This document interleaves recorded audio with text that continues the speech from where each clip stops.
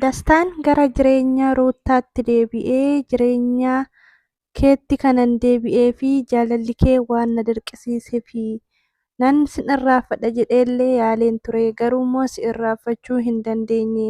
Kanaafummoo jaalala koo narraa fudhattee akka waliin jiraannuun barbaada. Guyyuma takkaallee yeroo jaalalaa naaf kennitu natti tola. Yeroo takka yeroo jaalalaa naaf kennitee hin beektu yeroo jaalalaa jedhee miila jalatti kufee ni akka jaalala koo narraa fudhattu yennaani. Ruuttaan immoo heeyyamamtuu hin taane jechuudha. Ati gaarii namaati. Ati fayyaalessa garuu fayyaalummaan kee ati nama qulqulluu ta'uun kee anaaf jaalalaa miti. Ati oolmaa naaf oolte yookiin immoo ulataan ati naaf oolte suni gara jaalalaatis siif deebisuu hin danda'u. Ani jaalala koo of miidhaa si gammachiisuu waan hin dandeenyeef jaalala kee sirraa fudhachuu hin danda'u. Sanummoo sa'aatiin amma keessa jiru kuni sa'aatiin jaalala namarraa fudhadhu miti. Jireenya koo sirreessaa jira jetteen jechuudha. Nagaa isiniif haa ta'u, anis jira galata Waaqayyoo, nagaan na bira jiraatu isin bira isaa jiraatu. Innaa viidiyoo kanaa laayikii, sabiskiraayibii, sheerii naaf godhaan isiniin jedha. Akkuma argitanii Dastaan gara jireenya Ruutaatti deebi'ee dhufee jira jechuudha. Ani durumaayyuu namichi kun bahe moo hin baane jireenya isaanii keessaa kan jedhu tokko baay'ee natti dhagahame jechuudha. Ruuttaan gara macarrashaa irratti Abreeshiin manatti gattee manaa baatee deemte jechuudha. Garuu Abreeshiin kaleessa shaanxaasaa guurratee manatti deebi'ee har'a immoo akka carraa Abreeshiin sila mana hin jirreef kan inni dhufe. Abreeshiin silaa mana hin jiru Dastaa manatti gattee deemte. Abreeshiin immoo deebi'ee yoo gara manaa dhufe Dastaa manatti arge maaltu itti dhaga'ama? Innaa kana jechuun koo Ruuttaa fi Dastaa walii galan jechuu osoo hin taane manatti gattee deemuu qabdu, manaa baastee deemuu qabdi jechuudha. Innaa kan fidee dhufe immoo Dastaa faranjuudha jechuudha. Faranjuun ammayyuu taananii nama sin barbaanne duuba akka taatuun barbaadu. Ani yoomiyyuu gammachuu keetan barbaada. Ati ka jaalattee ati ka barbaaddee duuba deemtu osoo hin taane kan si barbaade si duuba deemuun filadha. Inni kun jaalala dhugaaf siif qaba. Baay'ee jaalala keetiin miidhameera. Baay'ee boo'ee miira keessa galee waan natti dubbateefin isa fidee dhufe. Baay'ee si jaalata, baay'ee si kabaja. Osoo isa waliin taatee natti tola. Namuma kamiyyuu kan akka Daanii, Abreesh maalii kanallee dhiistee osoo isa wajjin taate isatu si hawwaata jedhee yaada. Isatu siif ta'a jedhee yaada jetteeni. Inna ani obboleessa kooti ati baay'ee si kabaja, baay'ee si jaalladha. Kanammoo atis ni beekta. Garuummoo hanga ammaatti kanas si kabajee si waliin jiraadhee fi wantoota ati naaf gootee fi obboleessa koo gaarii ati nama gaarii waan taateef kanan kana hunda haasa'e jechuun kabajaa si wajjin haasa'e. Osoo nama biraa ta'ee hootana waan biraa uumameera. Garuummoo akka kana jettu siif hin eeyyamu jetteeni. Innaa nyaara guurtee lollaani hin bareeddoo nyaara guurtu jedheen jechuudha Dastaan.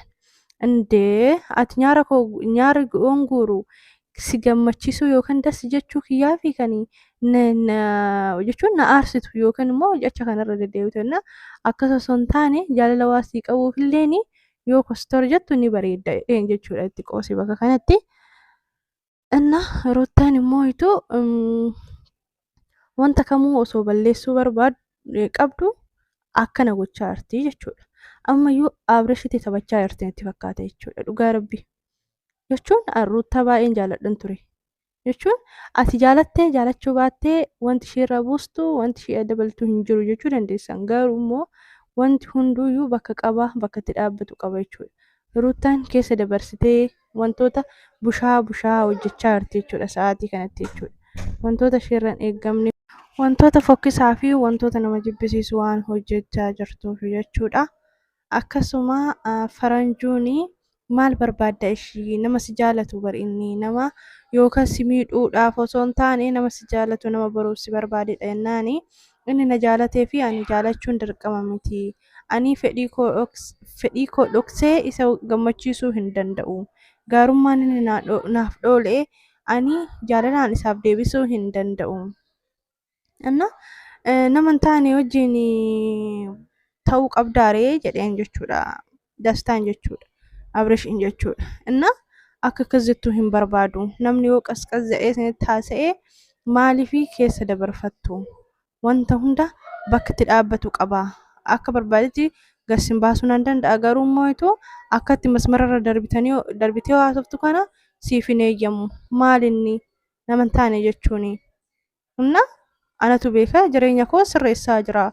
Bakka jireenya koo sirreessutti immoo namni akkana godhi jechuun mirga hin እና inni kuni barii Itoophiyaa keessaa baheeti kan inni deebi'ee maaliif hin hubannee fi ka Itoophiyaa keessaa bahee gara Itoophiyaatti deebi'ee fi jaalala keettu gara asii deebisee maaliif hin hubannee fi inni si jaalataa namoota siin hin malle namoota iddoo siif hin qabne wajjin akka deemtuun barbaadu hubadhuu fi ati kan barbaaddu jaalala dhugaa miti. Maaliif nama jaalala dhugaa siif qabu wajjin maaliif hin jiraanne jennaani. Innaa ruuttanii kana gochuu hin danda'u. Inni isa bira jaalalli jiraateef ana bira hoo hin jiraatin homaa gochuu hin danda'u jetteen jechuudha.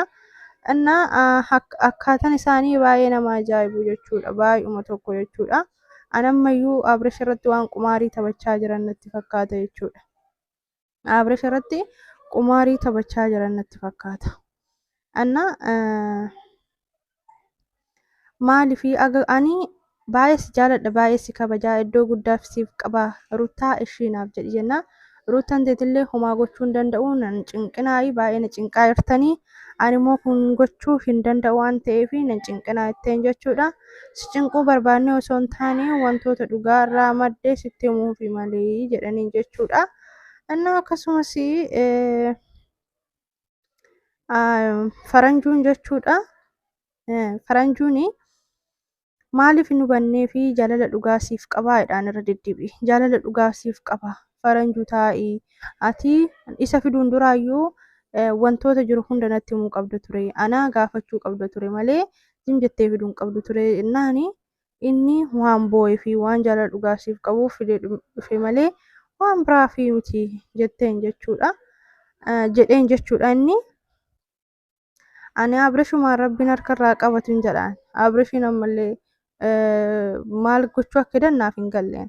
Abrishiin mati deebisanii dastaa fiduun anaaf gaafii tokko jechuudha. Baay'ee nama dabbara. Faranjuun ati obboleettii kootii baay'ee si kabaja baay'ee si jaalladha. Akka kophaa kee taatu hin barbaadu namni si barbaachisa. Kanaafuu immoo kun gaarii namaati nama qulqulluu namaati kana wajjin ta'e jennaani. Ani kophaa koo miti maafi kophaa koo ta'a nama qaba. Odoo namni na bira jiraachuu baate ishii hundisaatu dhiisitti atu obboleessi kiyya gaarii fi qaaliin na bira jirta waan ta'eef rakkoon qabu amma hoo jetteen jechuudha. Innaa ajaa'ibuma qabanii viidiyoon irraa baay'ee nama dabbara. Das nan jedhu wantoonni akkanaa uumamu garuu Abrish irratti akkuma wanti hin qabanne muudii hin qabanne dheen abjii qaba. Homaa gochuu hin danda'amu akkas ta'ellee innaa viidiyoo kana mootuu laayikii sabiskiraayib sheerii gochuun hin raaffatina. Bye bye.